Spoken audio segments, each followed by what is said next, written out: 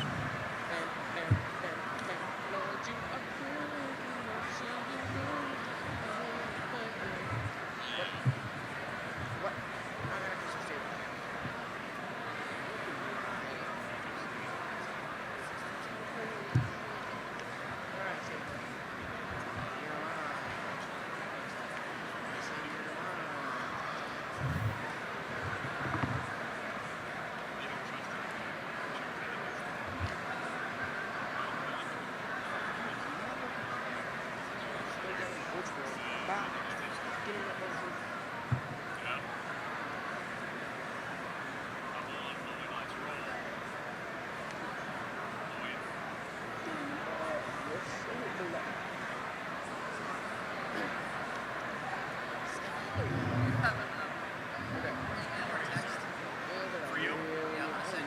You? This is gonna save face for you. Me? My hair. Easiest one. I just want to Text it. I just want to give you a heads up. Text it 302. 303 37. The Lord be with you. We're going to get started. We got lots of wonderful things to do, so will the body please be in order. And I just want to make an announcement that according to our rules, balloting and handing out publicity for voting of certain candidates and a ballot, laying those on the tables, on chairs, that is not proper. People can do conversations in other ways, but promotional papers and even advertisements about church events, we have to draw a line on that. But again, you can do it in other ways, and that would be an important thing to mention at this time. And so we're going to begin with the blessing of the grounds. Mr. Barry Lee is with us. He's from the Native American, the CONAM committee, and he will be blessing our grounds because this is not our grounds. This belongs to the Native American peoples.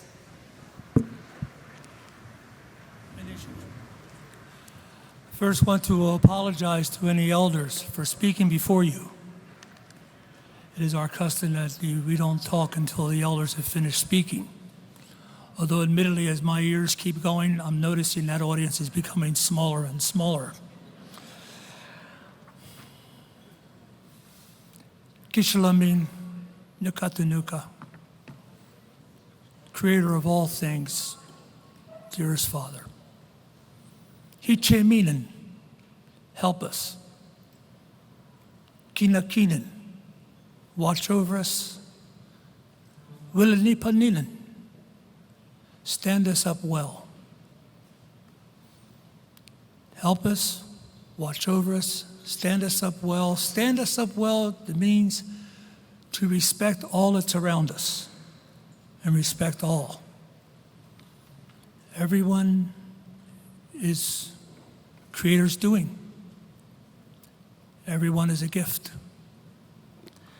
333 years ago, not far from here, William Penn was given this wampum belt made from the shell of a quahog clam.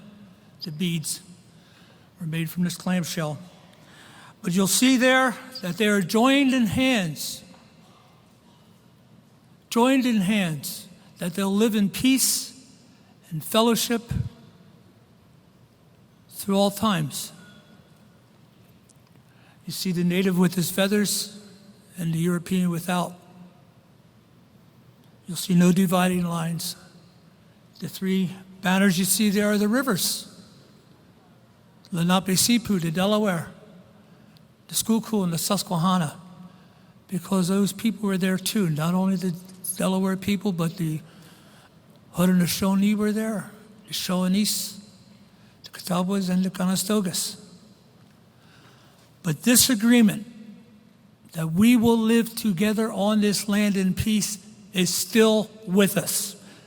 It is with us today as you sit there and look at the person next to you, that you can join hands in that same fellowship, either physically or mentally, but we are together. We are together. This agreement has never gone away. This agreement has never gone away. Forgotten sometimes, but never broken. Because if it's broken, it has no value. So, at times through history, it has been forgotten. All you have to do is remind you. And that's why I was very honored to be here today, to remind all of us how the agreement is still with us. Anishik, Anishik, Anishik, Anishik. Thank you, thank you, thank you, thank you to the four directions. Wapakshnawa, Ona.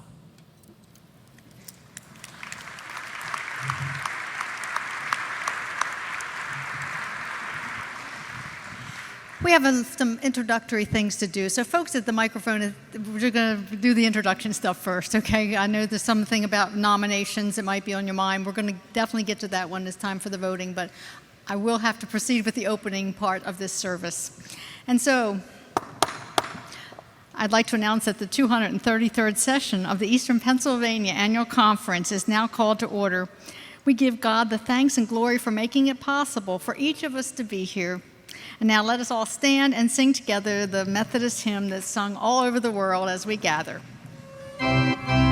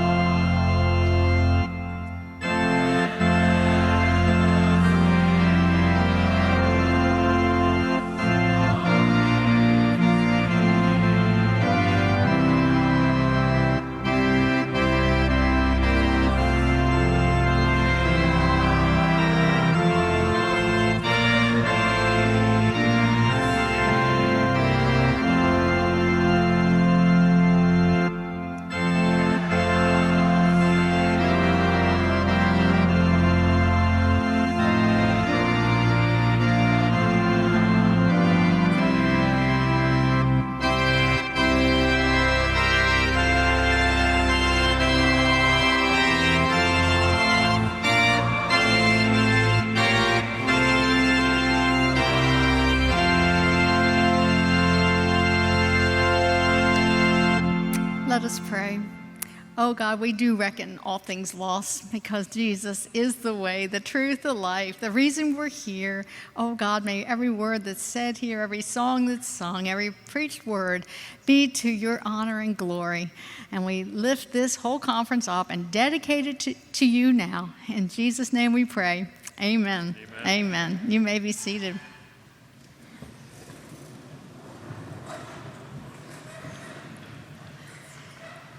And now I'll turn this over to our secretary, Lloyd Spear, for the adoption of the agenda.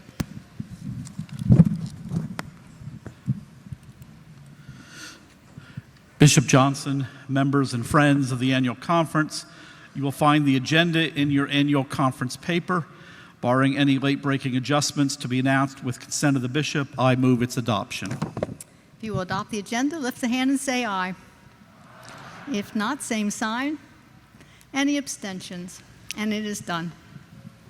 Now the rules, organizational procedural motion. The bar of the conference is defined as that area within the curtains. I move the adoption of the organizational and procedural motion. If you will accept that, lift the hand and say aye. If not, same sign. Any abstentions? And it is done. And finally, the rules of order. You'll find the rules of order in your materials booklet. I move the adoption of the rules of order. If you will so agree, lift the hand and say aye. If not, same sign. Any abstentions? And it is done. And now the consent calendar. The consent calendar consists of resolutions 5, 7, 8, 12, and 16. Bishop, I move the adoption of the consent calendar. Is there any conversation or questions? Looks like the body's ready. If you will approve the consent calendar, lift the hand and say aye. If not, same sign. Any abstentions? And it is done. I'd like to add a section now called Guidelines for Respectful Conferencing. I know that this is a crucial time in the life of our church, an important time, and how we speak to one another is very important. And so, taken from Eric Law's Kaleidoscope Institute, I'd like to remind us of the guidelines for respectful conferencing. And we have the slide, put that up there now. This is an acronym which uses the word respect with the various letters. R means take responsibility for what you say and feel without blaming others. E, use empathetic listening. S, be sensitive to differences in communication and cultural styles. P, ponder what you hear and feel before you speak. E, examine your own assumptions and perceptions. C, keep confidentiality. And T, really important, tolerate ambiguity because we are not here to debate. There are no winners and losers. I know we take votes, but at the end of the day, we are all one in Christ, and all of us are the beloved community. And so in that spirit, I hope we will be together as one body and debate well, have conversation well, but always be in that spirit of respect. And along with us, I'd like to be sure that we will not be calling anyone names. There'll be no disrespectful language about anyone in this body, as well as there is a prayer room in the back on the kind of the other side of the building, and there'll be people there for prayer for anyone who needs special prayer or feels a sense of harm. We do want to be in pastoral care and support for one another at this time. We are the beloved community, so we're going to do that, and God will be glorified as we do. Thank you. And now a moment about personal privileges. Again, our time is short, and I know there's a lot people want to say, but it is truly my intention to recognize personal privilege, but they cannot be allowed to interrupt our agenda. And this agenda has been very carefully crafted. And those who wish to be recognized for a point of personal privilege should send a note containing what it is you want to say to our conference secretary, give your name, short description, and then prior to adjournment at the annual conference, I will recognize those members seeking a point of personal privilege. Another important thing to tell you is that we listened to your evaluations last year. We know there are a lot of points of accessibility that we're lacking. We've tried very hard to change the chairs because we know they weren't all very comfortable and safe. We also have listening devices for those with hearing loss. We have a wonderful closed captioning system where if you can't really hear these microphones, you can watch the words being typed in English over to the side. We also have full American Sign Language, full professional Spanish translation with headsets. So if someone really needs Spanish, that is also available. As you can see, as you came in, there's a disability table to help folks who are needing a little extra help getting around. I know this place is vast. It's maybe not a lot of steps, but it's still a lot of walking and a lot of challenges for people with mobility challenges. So the disability table folks are ready to help you if you need help with getting around. Also lining up for lunch tables and that kind of thing. They can help you get through the lunch lines. And again, several of the meal choices, we have been very careful to have special menus for people with dietary needs. You have a dot on your name tag.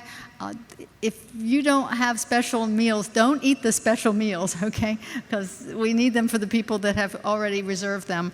But certainly, we're trying hard to make this work. I know 800 people, it's not an easy gig to find all the accessibility that we need, but we ask for, again, respect and Christian forbearance and forgiveness and patience with an effort that we've made to make it even better than last year. But we know next year we'll try to do things even better. So that is the accessibility moment. And now I'd like to move to introduce a few of our special guests who are with us today. And first is some visitors from the Peninsula Delaware Conference that are seated over here. Where are they? They're there. Will you please stand? We have the lay leader, who is none other than Yvonne Jackson, and the superintendent of the Wilmington District, Reverend Joe Archie. Let's greet them. Thank them. That's our sister conference, across the river, and we sent a few emissaries from EPA down to their conference 2 weeks ago, and now they're returning the favor and here among us today. We thank them for coming to be with us. And also, we would like to ask Reverend Di Morgan to come and give a word about Pennsylvania Advocacy. Good afternoon, Bishop. Am I starting the plenary session? Am I the first? Well, it looks like it. Wow, what an honor. Good afternoon, church. My name is Di Morgan. I am the coordinator of United Methodist Advocacy in Pennsylvania. I work for all 3 annual conferences here in Pennsylvania. And when we say advocacy, we're saying political advocacy. And so I represent our United Methodist Church, our social principles, our book of resolutions, the bishops, and you, primarily in Harrisburg, although sometimes I deal with some federal issues as well. I do have a written report that should be in your journal with the other agency reports. So I'm not going to talk about what I am currently doing or what I've done in the last year. You can read about that. However, there's another issue that I would like to address. So sometimes in my work, I will encounter an individual in the church who thinks that maybe the church should not be involved in politics. Some of you might feel that way too. So there is a guiding principle and a guiding scripture for me personally in my work, and I want to share that with you. And that passage is in the 20th chapter of Luke. And you can find this story also in Matthew and Mark, but I like the way that Luke puts it together as a chain of other episodes. And you know it well. It is during the last week of Jesus' life, and he has entered Jerusalem, and he is spending time at the temple. And he has had several encounters with the religious authorities. And they've sparred with him and come away bruised each time. So they think they're going to get him this time. They're going to put him between a rock and a hard place. They're going to ask him a question that has a wrong answer no matter what he says. And so they come to him and they say, "Shall we pay taxes to Caesar?" And Jesus says, "What? Bring me a coin." Whose picture's on the coin? Caesar's picture is on the coin. Then we have that wonderful response. "Render unto Caesar that which is Caesar's, and render unto God that which is God's." And so we live in two realities, the kingdom of God and the kingdom of this world, the kingdom of Caesar. And the church over 2,000 years has understood in many different ways, depending on their situation, what it means to render unto Caesar. We live today in the 21st century in the United States of America. And so I have a question: who is Caesar for us? Who is Caesar? And so the Constitution of the United States and the Constitution of the Commonwealth of Pennsylvania begin with the same words: we the people. We are part of a representative republic. We are Caesar. How nicely encapsulated by the words of Abraham Lincoln in the Gettysburg Address. We have to believe this as Americans, that we have a government of the people, by the people, for the people. We are Caesar. So what are we going to do about it? It's an opportunity like none other in history. Are we going to take our responsibility, church, and be part of Caesar or not? And if not, somebody else will. And that's why I do the work that I do. Now, one other thing I want to mention to you. In Harrisburg, we're coming to the end of the spring legislative session. And this month of June is really tied up with budget items. And the Republicans who have the majority and are in control have stated that they want to tie the package up, a budget package, next Friday. Very good. However, that does create some pressure for some other issues. And so there's one issue that I would like you to consider, something that I have been working on, and that is the subject of general assistance. Now, I'm not going to go into the details in the history of general assistance, except to tell you that it is a program that helps the very poorest people in Pennsylvania. There are only a few thousand who are receiving it. And they get $205 a month. It's for a temporary amount of time. It is not ongoing. And the state government gets some of this returned through the federal SSI program. Now, there is a movement among some Republicans, and I'm not here to talk partisan politics. That's just the fact of the matter, to try to eliminate general assistance in this coming budget. And so if you want to do a little research, if you think that if you've done it unto me, if you've done it to the least of them, you've done it unto me, Jesus' words from Matthew 25, of helping these people who are at their lowest point, is a good thing for our government to do, then I would ask you to contact your Republican, if you have Republican senators or representatives. And again, I leave it up to you. I'm not telling you that you should do this. I'm asking you to think about it. But if you think that general assistance is a good thing, you need to make this contact either tomorrow or Monday, because they're just running out of time. And when you call and it's easy to get the information online for your representatives and senators. Simply ask this: please continue to fund general assistance. Now, if you ever want to talk to me, I'm available, and you can get my contact information from the bishop's office. Thank you, church. Thank you, Pennsylvania Advocacy. We are a ministry with the poor. I'd like to now turn to Barbara Drake, who is our mission secretary, to introduce some very special guests and also say a word about missions. Hi, everyone. Do you know that 2019 is the 200th year of Methodist missions? We're celebrating our bicentennial, and there are a lot of things that are happening, and I hope that you will be a part of celebrating our mission work. If you're coming to Mission U, you're going to have an opportunity to hear two different stories of mission work in the Ukraine and in Nepal.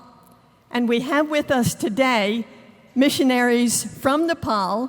Many of you are acquainted with Dr. Mark Zimmerman and his wife Deirdre. And so we are thrilled to have them with us today, and Mark is going to share some words with us.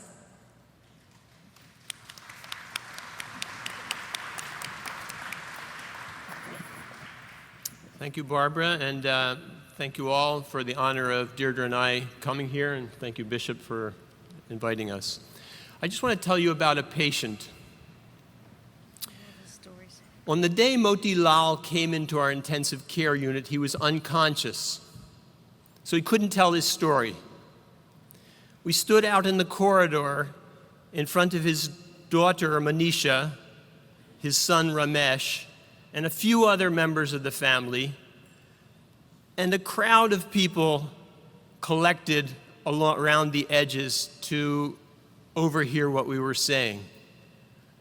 Manisha was a willowy teenager with long brown hair, the almond-shaped eyes, and high cheekbones of people from the Himalaya region. And she said, "My father was plowing out in the field. I was near the house when I heard him scream. When I went out to the field, I found him lying on the ground, bleeding from his leg. He said that the plow had bucked up and its blade had sliced his calf.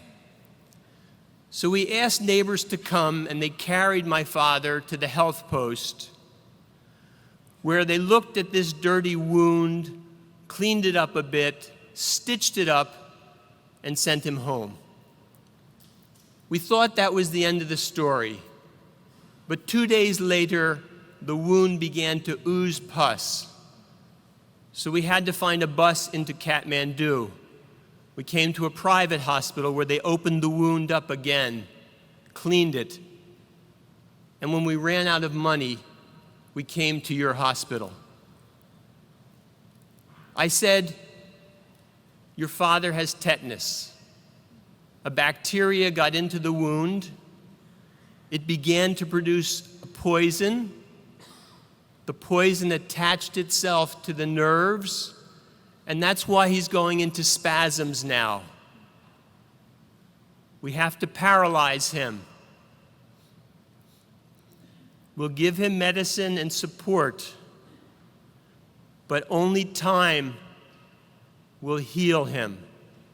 It will take time for the poison to come out of the body.' One of the members of the family stepped forward and said, 'Will he get better? Can you guarantee that your treatment in this intensive care unit will lead to his recovery?' I said, 'Well, we've seen people with tetanus get better. But as severe as he is, it's about a 50% chance he'll live and a 50% chance he'll die. So no, we can't give you a guarantee.'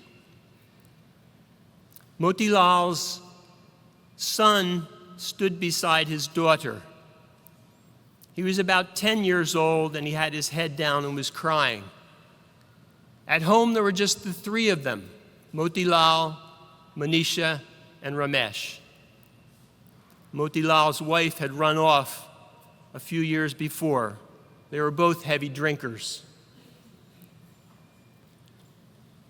They lived high in the hills to the east of Kathmandu, in mountains where the clouds sweep in and enshroud the farm fields, rugged terrain where they only grow potatoes and barley. Manisha stepped forward. She looked like a deer caught in the headlights, but she mustered the courage to speak. She only said a few words, but they were clear, definitive words. And by the reaction of the others in the family, she had the authority to say them. She said, "He's very sick. You can't guarantee he's going to get better. We're going to take him home." Dr. Dalim, who was standing beside me, stepped forward. He said, "Listen, if you take him home, he'll die on the road. You can't take him home now. The hospital can provide some support, some social services. We'll come back in an hour. Think this over before you make such a drastic decision."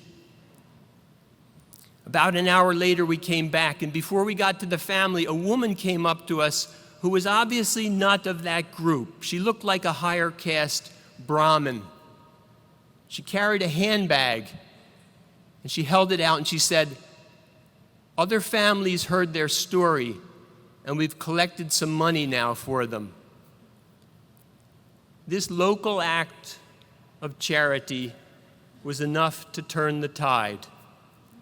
Manisha's family decided to keep Motilal in the hospital. This was 6 weeks ago. 6 weeks have passed. He's remained on a breathing machine, a ventilator, paralyzed. We come each day to his room. There is Manisha, Ramesh, maybe an uncle keeping vigil. They sleep at night on mats in an area outside the intensive care unit. Each day they ask us, "Is he better?" Each day we say, "Well, he still survived. He hasn't died. That's the positive thing." They're Hindus, and we say something to them which elicits a bit of a quizzical expression on their face. I say, "A lot of people are praying for your father." Moved with compassion, or some translations have it, with indignation, Jesus reached out his hand and touched the man and said, "I do choose, be healed." As I'm standing in front of you this afternoon, just a few days ago, I was standing in the ICU cubicle in front of Motilal. There was a jagged pink gash on his smooth caramel-colored skin. His body was not whole. Its nerves seized, its muscles tore at the fabric of his life. His recovery, if it happens, will be long and excruciating. His healing is not dependent on us, but upon Jesus, upon the one who first knit that fabric together. Pray for Motilal. We will also pray for all of you, for your churches, for your bishop, for the United Methodist Church, for the unified Church of our Lord Jesus, who understands our hurts, who's moved with compassion, and who reaches out to touch a farmer, a father, lying in a bed of a gritty hospital in Kathmandu, just as he reaches out to touch each of you in this room this afternoon. Thank you. Thank you so much. This is our mission board, General Board of Global Ministries. We need not seek any other mission board. This is our mother, 200 years old and doing this kind of marvelous work. Thank God for you both. And now we'll call upon Reverend Scott McDermott for Episcopacy report. And then we'll move to election conversations. Well, good afternoon. It's a joy for me to serve on our Episcopacy Committee, and what a joy it is to work with our bishop. You know, our bishop does so many things to help us in our annual conference. But what I appreciate most about Bishop Peggy Johnson is her Catholic spirit, her ability to love, her ability to care. Somewhere in our nation, we've lost the ability to love those who are different than us. But our bishop embodies the love of Christ. We have more than an administrator in our midst. We have more than someone who's simply enforcing the discipline or directing us to appointments. We have someone who is living out of the love of Christ. Our bishop is a breath of heaven among us. I am so thankful that God's calling came to Peggy Johnson to be a pastor. And I'm thankful that God's calling came to her to be a bishop. This is the end of 11 years of service in the Eastern Pennsylvania Conference. And Bishop, we celebrate that.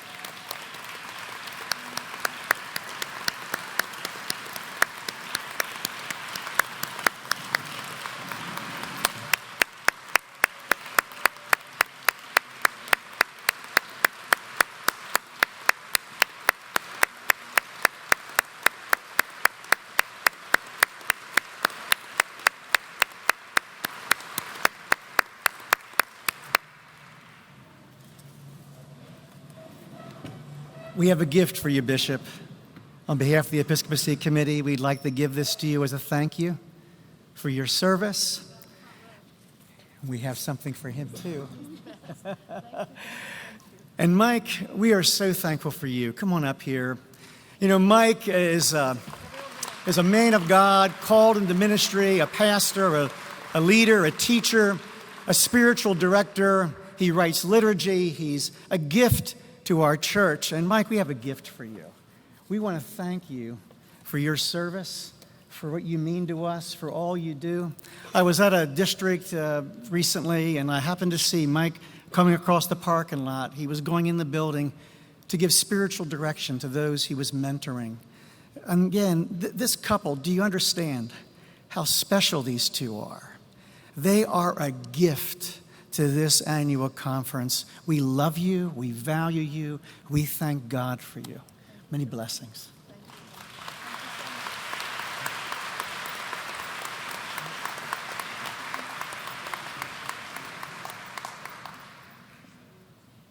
Now it's time to adjourn the meeting. No, I can't do that till Saturday, can I? Well, thank you all so very much from the bottom of our hearts, and thanks to Reverend Scott for being in charge of the entire Episcopacy Committee. It's a big job.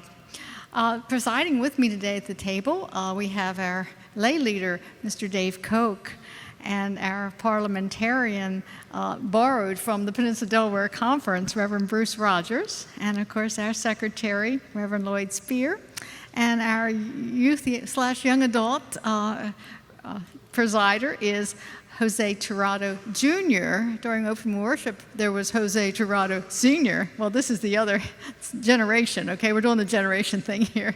And he'll be running the microphone, so you've got the power, yeah. And he might be called upon to pray. But at this time now we're going to move to conversations about our election vote, because we might need to elect some delegates for General Conference. And I see some patient people. Microphone number 1, tell us who you are, where you're from, and what you'd like to say. Microphone, wait a minute, you got to run that microphone. Microphone number 1. Hold that thought, we're practicing. Okay, that's right now, it looks good. Okay, go forth. Thank you, Bishop. Thank you, Bishop. My name is Joseph Reed, and I'm from First United Methodist Church. I'm a lay leader there, and I rise to nominate Samuel Longmire as a candidate for lay delegate to General Conference. I have his nominating form with 10 names of delegates who are here and who have not previously submitted any nominations. I also have 500 copies of his biographical information form as required.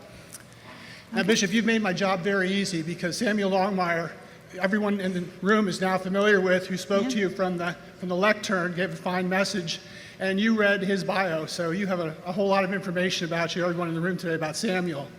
I've known Samuel for about a year, so I just want to give you some quick biographical information about him. Is that in order?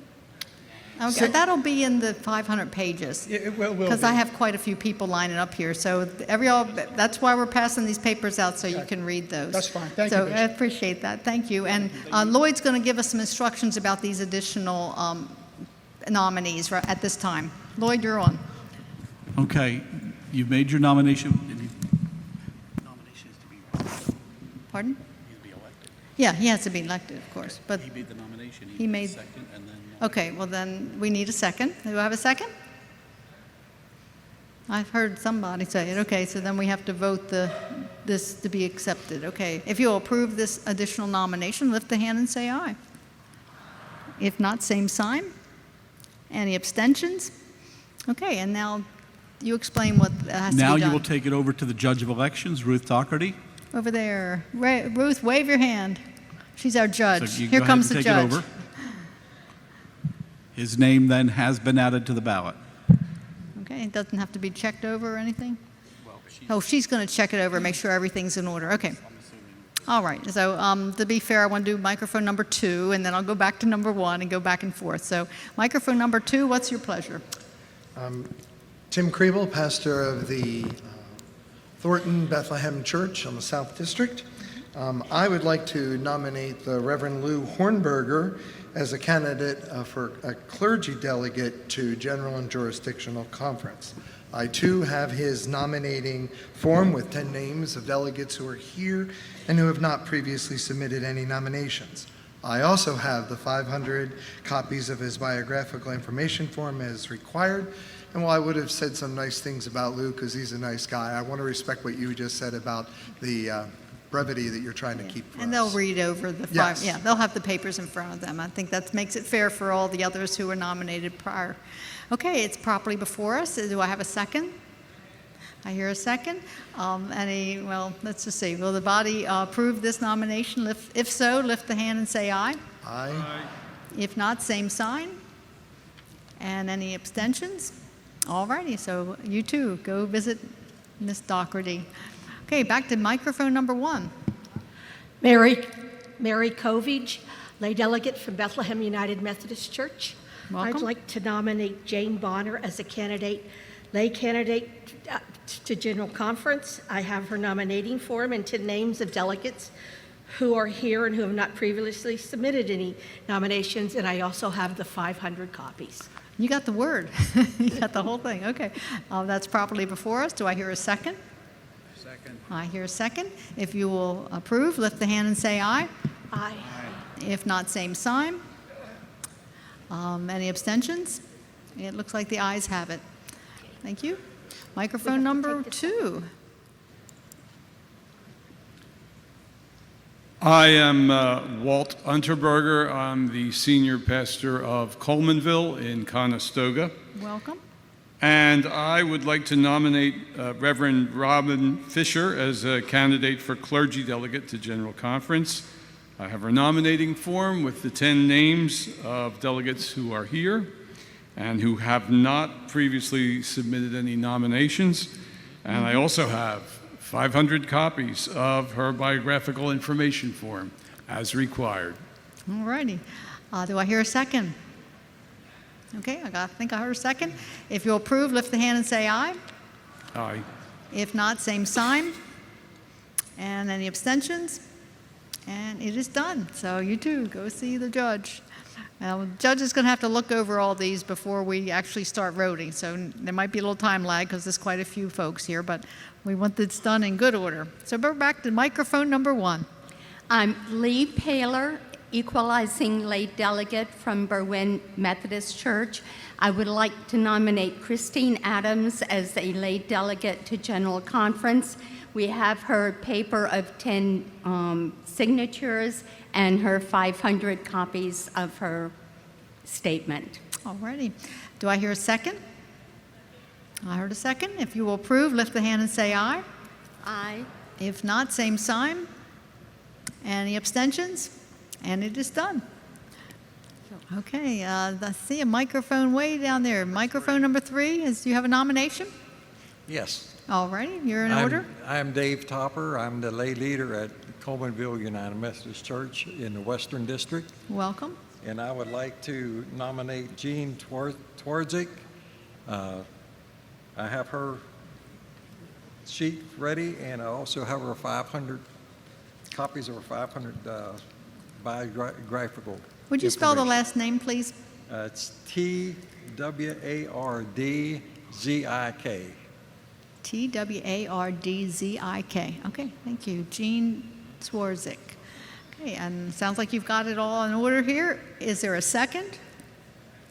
And if you will approve, lift the hand and say aye. If not, same sign. And abstentions? And we're done. Please take it over to our judge, who's now full of paper. All right, microphone number 4. Yeah, good afternoon. This is John Lafferty, lay member from Thorndale United Methodist Church. Welcome. Thank you. I'd like to nominate Dan Cornett to lady for the 2020 General Conference delegate. I have the 10 names of people that are here that signed and the 500 bios. All righty, you are in order. This is Dan Cornett. Did you say General Conference and jurisdiction, or? No, I just said General Conference delegate. That's in order. Okay, that's in order, but it's a limitation, so that person would have to be specific about taking their name out if we continue to vote after that. Okay, I need to hear a second. Second. If you will approve, lift the hand and say aye. If not, same sign. And abstentions. And it's good, so please see our judge. And number 5. Microphone number 5. Hi, I am Stephanie Hildebrand, lay member from Beams United Methodist Church. I would like to nominate Barry Trout as a candidate for lay delegate to General Conference. I have his nominating form with 10 delegates who are here and who have not been previously submitted in any nomination. I also have 500 copies of his biological information. You're in order. Is there a second? If you'll approve, lift the hand and say aye. Aye. If not, same sign. Any abstentions? And it is done. So also find our judge. And we're still number 5? Okay, microphone number 5. Walter Carter, pastor at First United Methodist Church, Ephrata. Welcome. I'm here to nominate Mary Ann Ditter as a clergy delegate to General Conference. And I've got all the requisite documents. Do you need me to go through that, or is it just okay to No, tell I you? think we're good because everyone will get to read the papers. Great. So that's the best we can do Great. with so many. So you're in order. Do I have a second for Mary Ann Ditter? We got a second. If you'll approve, lift the hand and say aye. If not, same sign. Any abstentions? And it was approved. It got the Thank you. majority. Thank you. Number 4. I am Joan Sosa, and I'm an equalizing lay delegate from Colemanville United Methodist Church. Welcome. Thank you. I nominate Elizabeth Santos Fisher as a lay delegate to the 2020 General Conference. I have her nomination petition with the 10 signatures. I also have the 500 copies of her biographical sketch. You are in order. Do I have a second? I hear a second. If you'll approve, lift the hand and say aye. Aye. If not, same sign. And any abstentions? And the majority has it. And also, please take it over to the judge. And one more at 4. Yes, copy. Bishop. Okay, Tom, go ahead. Tom Ebersole, clergy, Wayne. I'd like to nominate Janet Siddell, Reverend Janet Siddell, for General Conference 2020. I too have the petition and the copies of her biographical information. Okay, this is Reverend Janet Siddell. Do I have a second? I hear a second. If you'll approve, lift the hand and say aye. If not, same sign. And abstentions? It is done. Have we cleared the microphones? All righty, I think I'm going to turn over now to our secretary and the folks from Padgett to have a conversation about how we do the voting. But again, we can't really start any of this until all those things have been processed with the judge. But I want to teach people how we're doing this. Well, we can practice. Yeah.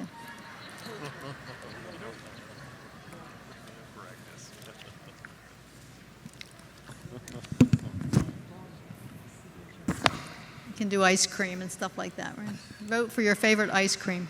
Yes.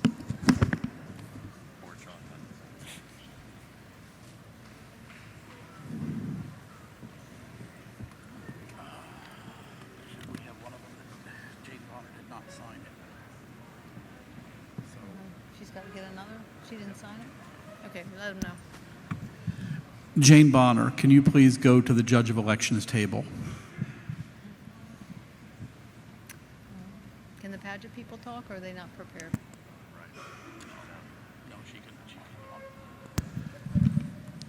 For our voting, we will be using a company, Padgett Communications. They are the same company that we used for the November adjourn session. There's the system that worked. So you can take a deep breath. And I am going to invite Jenna Klaus from Padgett to come forward to explain the technical aspects of the voting, and then we will talk after that about the logistics of how we're actually voting for our conference.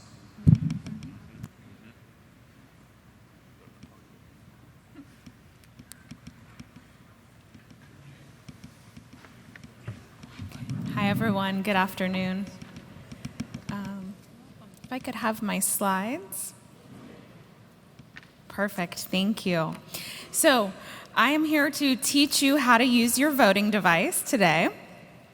First of all, everyone should have picked up their voting device this morning in the other room by registration. If you did not pick up your voting device this morning and you are a voting member, and we're talking about delegate voting only, we're only going to be using the devices to elect delegates to General and Jurisdictional Conference, I can direct you over to this table over here. Eva is waving her hand in the air. She will help you pick up a keypad if you are a voting member who has not done so already. One thing I want to note is that if you are a clergy member, you will have a red dot on the top of your device right here. The top of your device should have a red dot. If you are a lay member, the top of your device should have a yellow dot. And we will be turning devices on and off as necessary during the balloting. So you want to make sure that you have the right device right now. And again, I'll direct you over to see Eva if you have the incorrect device. The first thing we'll learn about is how to turn on your keypad. There is a power button. It's located when you're looking at your device in the lower right-hand corner. You're going to press that and your device will go on. You'll know it's on because you'll see some numbers in the screen and a battery meter. Just take note of that battery meter. If at any time you feel as if your batteries are low, you can visit us at the table over here, or we're all wearing yellow shirts. So one of the members of my team wearing a yellow shirt, you can wave them down and we'll change out your batteries for you in your device. That power button, you can also turn it off using that button, I will just note you have to hold it down for a moment in order for it to go off. It will also turn off automatically when you are out of this room and it is out of range of the base for a period of about 5 minutes or so. So now to go into how to do the actual voting. We're going to be starting off by electing 4 members. So to do that, your keypad will display Vote Now when it's time to vote. So if you look at your screen, the word Vote Now will appear on the screen when the polling period is open. There will also be a slide right where the slides are located that will also show Please Vote Now when the polling period is open. You will press the number that corresponds with the candidate that you wish to choose. Those candidate numbers will be listed on the slide as well. And they will not change throughout the duration. So even if, as people are elected, all the candidate numbers will remain the same from when we start balloting. The number you select will appear in the keypad display. At that time, you can use the delete key, which will act as a backspace if you've made a mistake. So if you entered 1 and you meant to enter 2, you can use the delete key as a backspace. When you're satisfied with whom you want to vote for, you will push the send key to submit your first choice. Your keypad will display the word sending, and then once that vote is sent through, it will display the number of choices that remain. Once that remaining number goes down, so once you've made when we start, we'll be selecting 4. So once you've made your first selection, your remaining number will then say 3. Once you see that message in your keypad device, in your keypad screen, you may then enter the second person that you wish to choose, followed by the send key when you're ready to submit that choice. You will continue this process until you've made the maximum selections that you wish to make, and it will be shown on the slide how many we are asking you to choose. You cannot vote for the same candidate twice. If you do that, you'll notice that the remaining number on your keypad will not go down. So if you try and enter the same number twice, it will not take that. Also, when you're done voting, your keypad will display the words ballot closed. If you enter too many choices, your keypad will display the word blocked. So if you're seeing these messages on your device, just know that that's what they mean. That's what you've done. Changing your vote. If you realize once you've already made several selections that you entered something incorrectly and you would like to start over, you're going to press 3 zeros, 0, 0, 0, followed by the send key. That will clear your entire ballot. So it will clear all your choices, and you will need to start over again from the beginning and enter all of your choices again. So we'll go through a recap of the messages. So vote now means that polling is open. Sending, when your device displays the word sending, that means that your vote is sending. Remain with a colon means that shows you the number of selections that remain. Ballot closed means you've made all of your selections and you are done voting. Blocked means that you've attempted to vote for more than the number of selections that you are allowed to do on that ballot. Counted, when we get down to a point where you're only selecting 1, your device will show you the word counted as an acknowledgement that your vote has been received. If you see an X on your screen, which if you all press a button on your keypad right now, you will see that X on your screen, that either means that the polling period is not open or that you are ineligible to vote at that time. So if we're taking a clergy ballot, then the lay members, your keypad will display that X, meaning that you're blocked out, and vice versa. Invalid, it will tell you that you've entered an invalid number only when we're down to a single selection vote. So if you see that message, that's what it means. Next, just a few tips. Keep track of who you voted for during each round because you'll only be able to vote for a person once in each round. So my suggestion would be to just jot down the people you'd like to vote for on that ballot so that you can easily enter them. and also keep track of who gets elected because you won't be able to vote for them in the next round. And the slides will always be your reference. If somebody has been elected, their name will remain on the slide with a strike through so that you know that you're no longer allowed to vote for that individual. My team will be in the room the entire time that we're voting. I will be in the back, but we have yellow shirts on so that you can easily see us. And if you need help, just feel free to flag one of us down at any time. Before you leave the conference for the final time, I would ask you to please return your keypad to us, either at the table over here or towards the end of the conference. We'll have some colored bins set up just outside this room for you to return your keypad, and that will be labeled. We will do a test question in a few moments, but I'll have to excuse myself to the back in order for us to do that. Thank you. So that means they keep their pad with them the whole 3 days. Yes. But if they're going to Yes. not be back, like say they don't come back on Saturday, they better give it to you on Friday, right? Yes, please. Because Yes, if you don't, please. we know where to find you. Yes. They We cost have about all your names and all your $100 a numbers. piece. Yeah, and we have to have these back because they really are expensive. And certainly we can't keep giving them out every day, so you're just going to have to take care of them. But if there's any problem, of course, see the people in yellow. And so you're going to do a test run.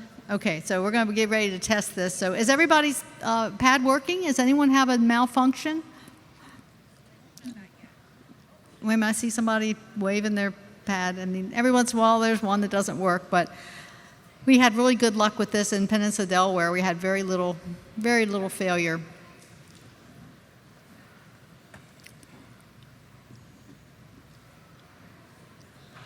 Okay, so I think they're going to put up on the wall a slide that has ice cream flavors or something, and then you pick 4, but I guess they have to tell us what to do, or you know what to say.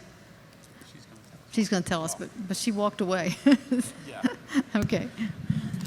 In just a second, we'll take a vote. We'll take first a clergy vote, and then we'll take a laity vote.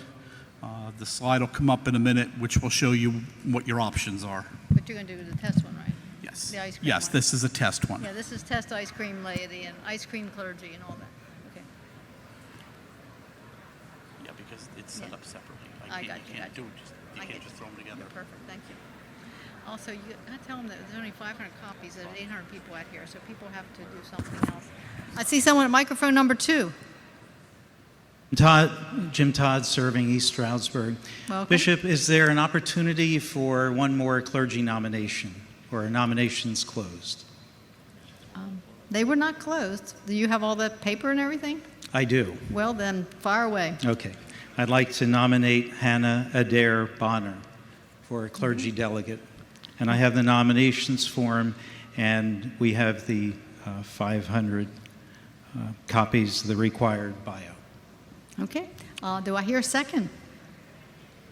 I think I heard that.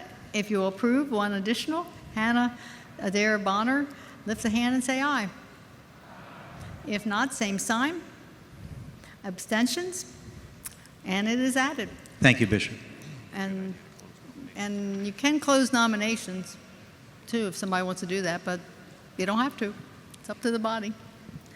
But there has to be a point where we have to close before. Okay, microphone number what? No. Yeah, if you want to talk, you have to come to the microphone. But are we ready for this test?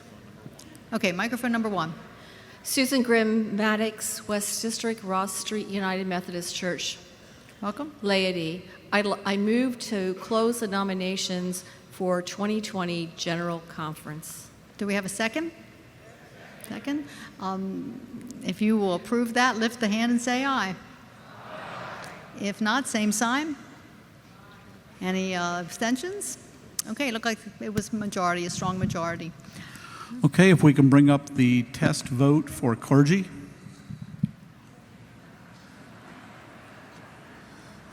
You are selecting 4. Just clergy.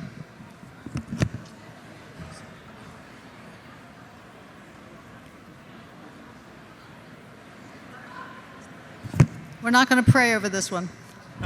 Just go ahead and vote.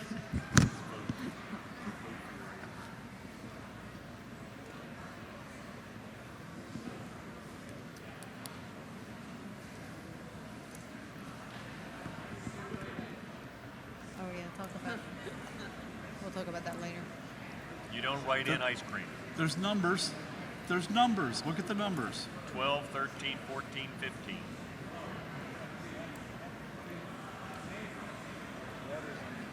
We'll explain that. When there's a Okay. name there, you will. I think the body's ready because you all started talking. So I announce that this ballot is closed. Not fair, okay. Microphone number 2. Goffrin, Fritz United Methodist Church lay delegate. Yes, ma'am. Can you make it larger so that we can see in the back, please? Okay. There is a screen back there, right? Yes, but it's like right above your head. Oh, right. Okay. I get you. We'll find out. I'm not sure, but that's a good point. You might want to move your... There is a passel of seats in the front that are totally empty if you really have a visual challenge. It will be bigger for the regular voting. Oh, good, good. That's helpful. Okay. We closed that ballot. I don't know. I got a lot of people weren't happy with me, but it was just ice cream, so I'll give you more time later, I promise. Okay, now laity ballot. Oh, clergy, there's your vote. Man, chocolate went overboard. Really? Chocolate? Nobody won. Nobody got the majority. Nobody won. Nobody won. There's been no election. And you're not going to get another chance at this. Because I really like cookies and cream, but okay. I'm not supposed to vote. All right, so we're ready for the laity vote.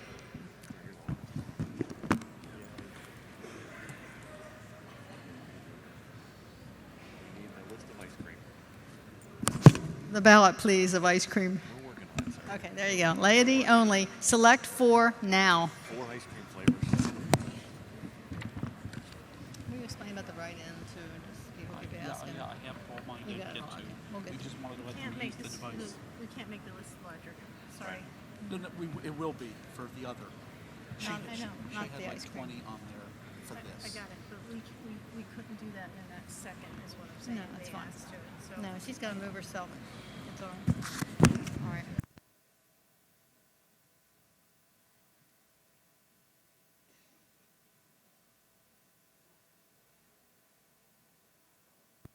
Does anybody need more time? Okay, all right.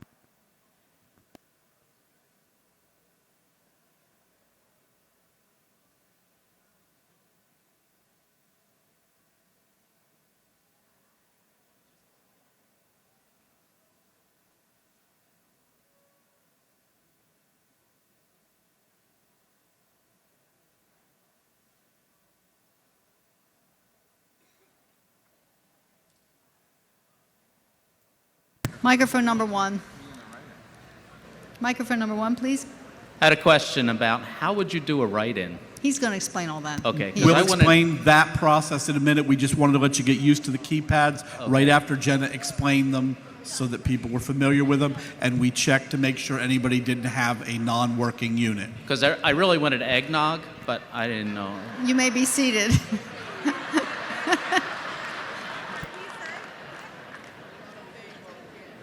All right, does anyone else need any more time? All right. There's a couple people. Okay, I'm going to do this. All right. Wait a minute, we have a microphone. Is this a question or microphone number 3? Microphone number 3, question? 5, sorry. 5. Yes, David Brown, retired. A couple of questions. Mhm. One is, can you vote for more than one at a time? Or do you have to do it one at a time? Yeah. Okay. We're going to ask the experts. No, one at a time. Okay, that is the answer. Okay. Next, Okay. do you have any more questions? Yes. Second question, if you don't vote for all 4, will the ones you vote for be registered? No, you will have an incomplete ballot that is still sitting there waiting for you to complete it. So it would be invalid. Thank you. And you can't vote for one person twice, right? No. No, okay. All right, are we ready to read the ballot?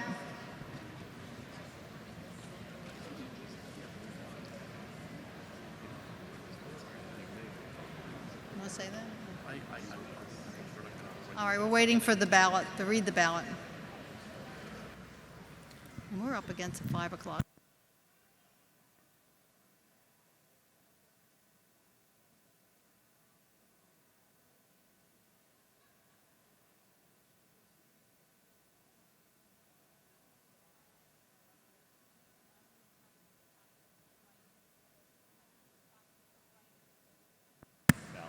Tell them not to worry about it for right now. We haven't gotten that far. Okay, we're not going to do a formal vote until after dinner because we're really at a hard stop at 5 o'clock.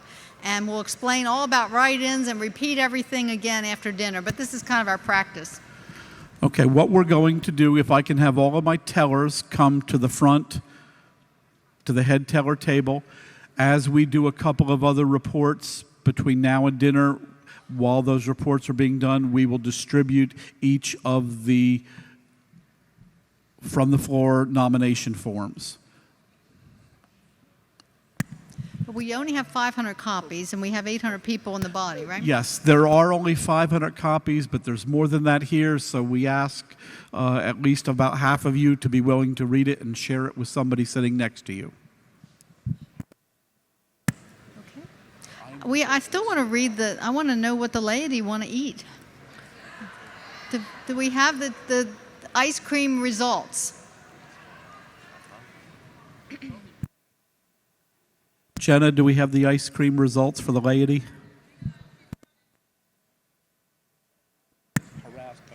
Inquiring minds want to know.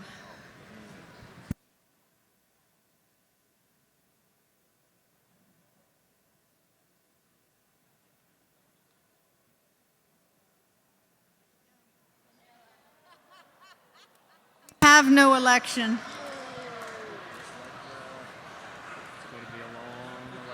Cookies and cream went right off.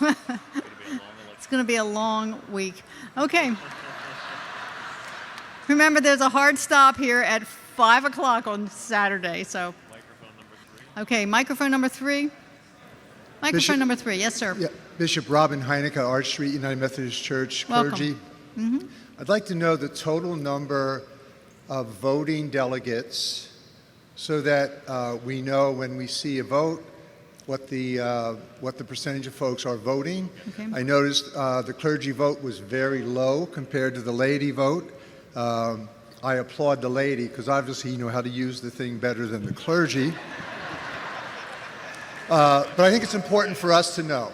Thank you. We will work on that over the dinner hour. That's very important because remember, you only vote for the one that you are. Okay, at this time, we'd like to ask for the monitoring report process. This is Reverend Julia Alicia Stanley, who's going to explain, Alicia Julia Stanley, who's going to explain about monitoring, followed by our statistical report, and then we're going to break for dinner. So please, Lord, give her your full attention, but there's going to be people passing through, putting papers on your table. Watch this. Buenas tardes. You gotta bear with me because when I'm tired, I forget English. You could ask my husband about that one. This becomes my Puerto Rican right.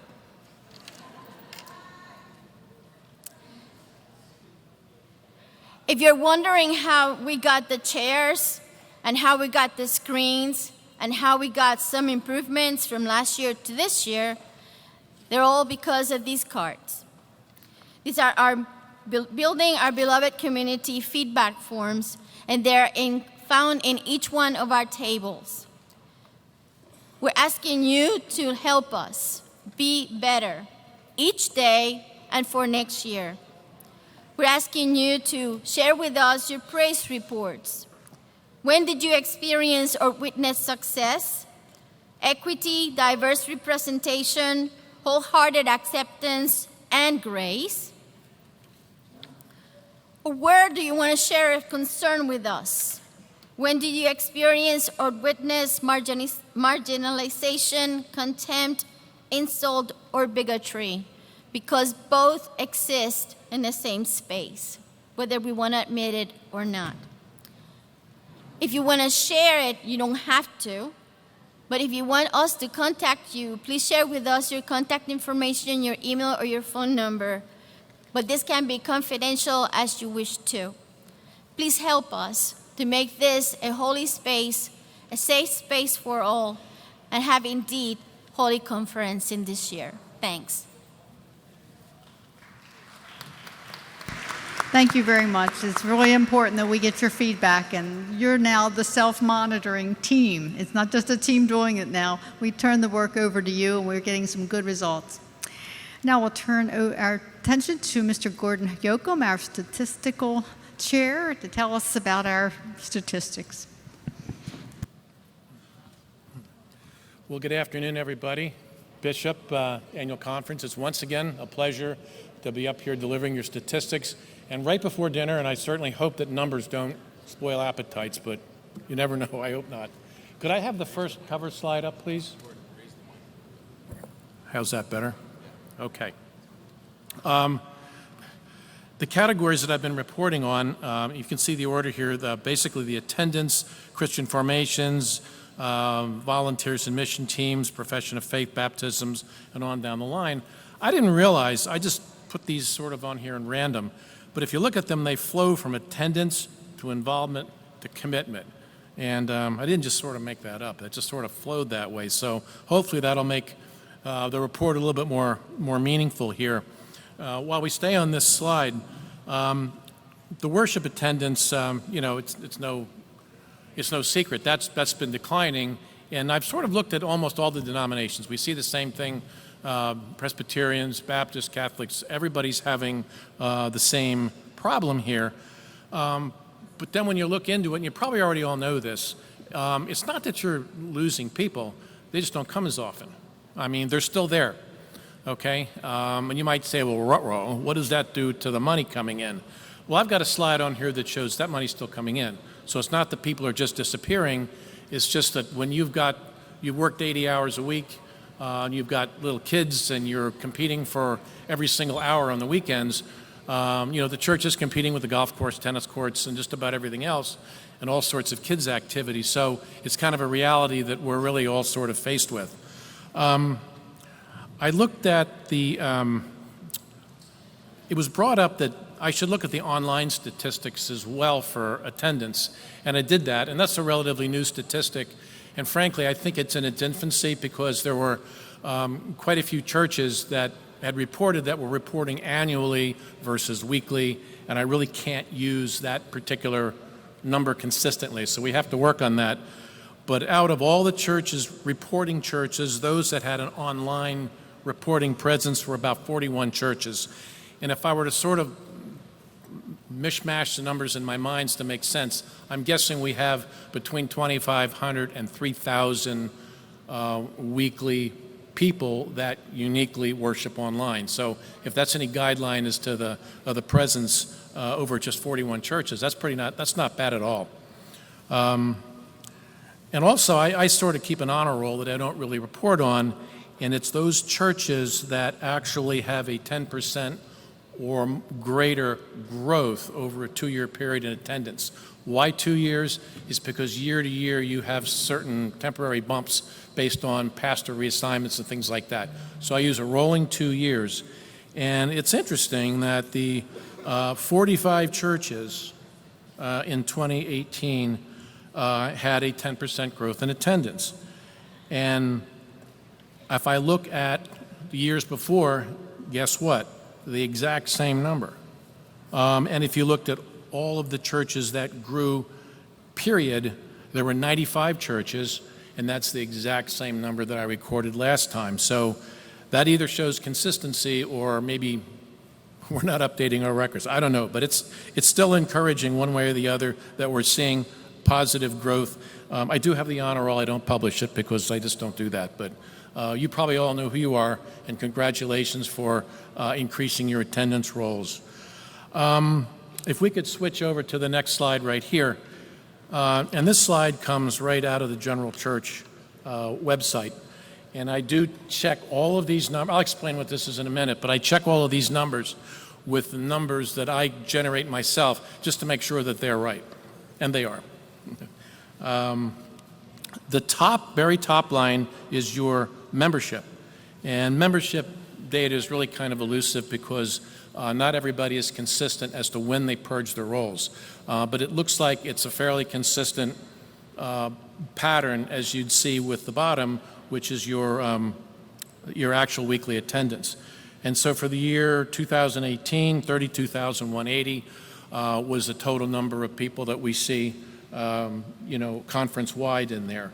And even though this is down, one of the most interesting statistics I've found is it may actually be leveling off, or going to level off. I'll make a prediction that will as we get into some of our next slides. So if you could change, the next slide here is Sunday school attendance. And I don't know what happened in 2010. I think that was a data error. But you'll see a steady decline. Now, can anybody see the good news here? All together now. The good news here is it's leveling off. So what we may have seen is this is where it's finally starting to trend, and maybe trend up a little bit. And the last three bars on here, 2016, 17, and 18, this is a continuing increase of the percentage of people that worship. So if you look at 9730 for the Sunday school attendance, that's about 30% of, if this is meaningful, 30% of your weekly attendance. And that percentage is creeping up. So there's good news hidden here in the data. And congratulations to the Sunday schools and the teachers, because this trend now, I'm really hoping and believing is going to start to shift.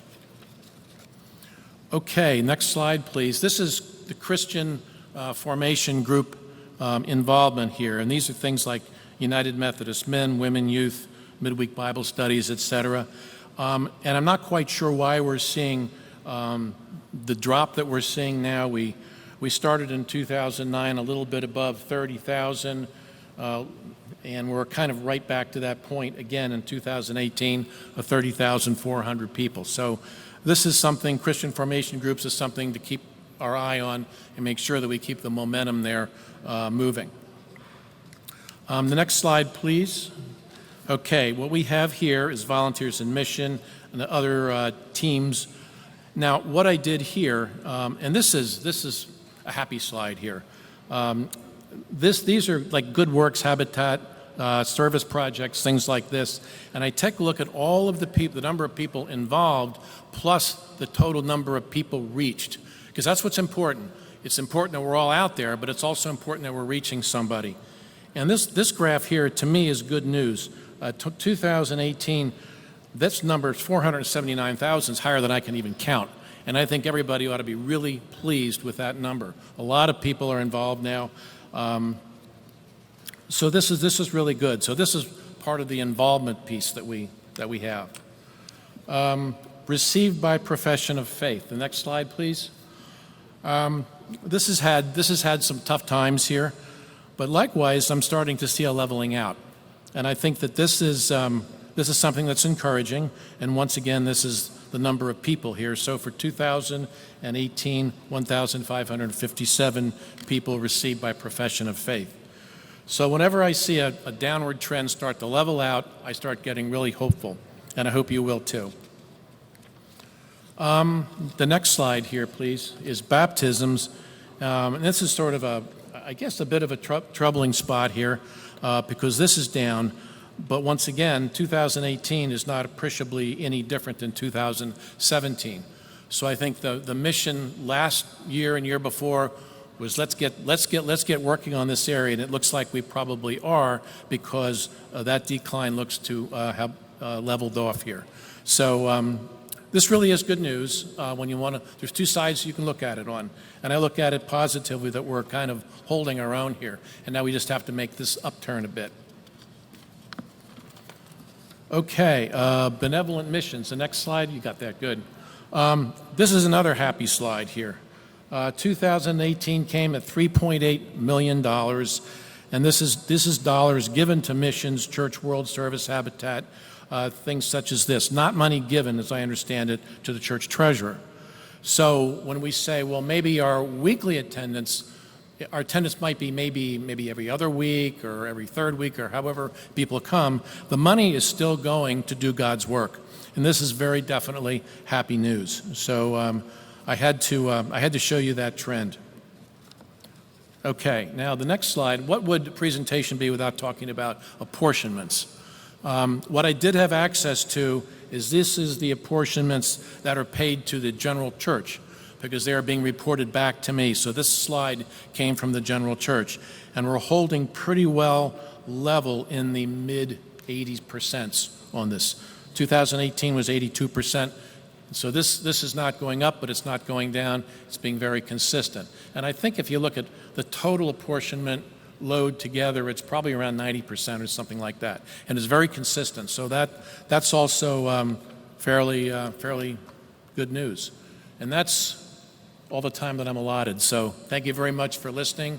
And if there are any questions on statistics, Thank you. I have them compiled by district, by individual church. I can't share specifics here, but the conference will have all of that information, and that can be made available if any of you have questions. Thank you.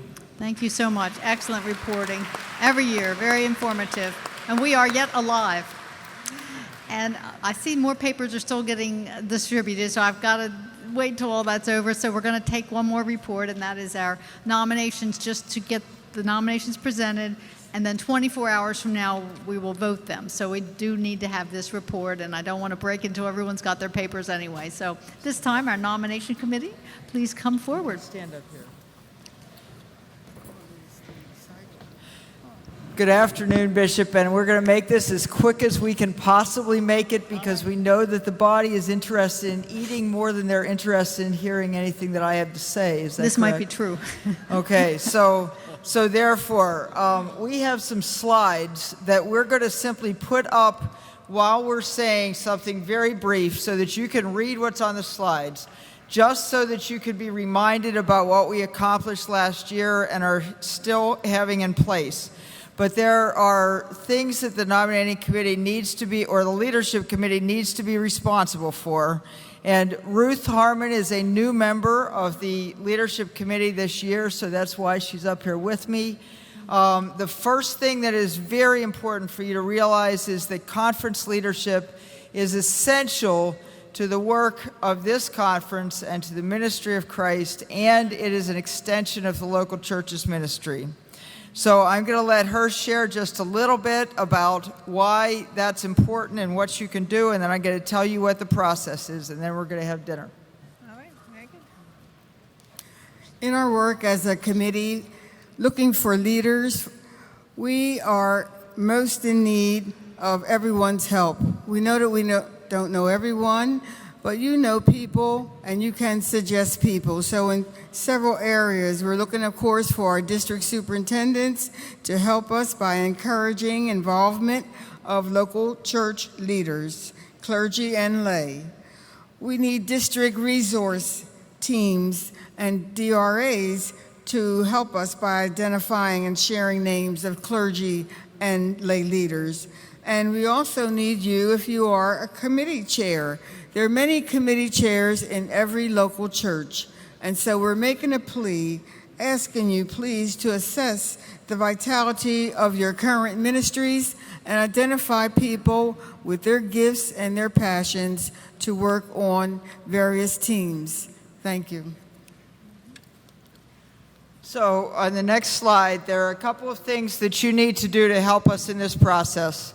We've worked hard to create the slate of nominees, but we know that it is not 100% perfected until you have a chance to be able to share any corrections, additions, select any suggestions you have. There's a process to do that. There was supposed to be a corrections form in the back of your report that you received. It was not there, so we're going to put the correction forms on the table up here. There are also some at the exhibit table in the exhibit area. If there is anything at all that you need to share with us, so that we can have a complete slate that is able to be approved tomorrow afternoon. So please visit the exhibit table. There's also slips of paper where it's possible for you to go to a link and sign up on the leadership and service form, and we expect you to be able to do that as soon as possible. So other than that, we needed to have 24 hours, and I think we have taken care of that, so we will allow 24 hours to take place, and I'll be back up here. Thank you, thank you. This is important work. They really revamped the whole thing. It's much more streamlined, and I appreciate it so much. So please do check out those lists and also volunteer. We need more leadership, new leadership. And so ask if Reverend Evodia Vilava is in the house, if she'd come forward for the evening grace, and I'll turn to the secretary for final announcements, and we'll be back here by, let's see, singing around 6:20, and then right after we're singing, we'll have a vote around 6:40, right? 6:40.